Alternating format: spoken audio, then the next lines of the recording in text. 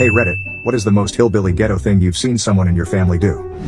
1. Took my fiance to meet my grandparents for the first time. We're all sitting at the kitchen table when a gun goes off in the house and she screams. No else even flinches. My grandma yells.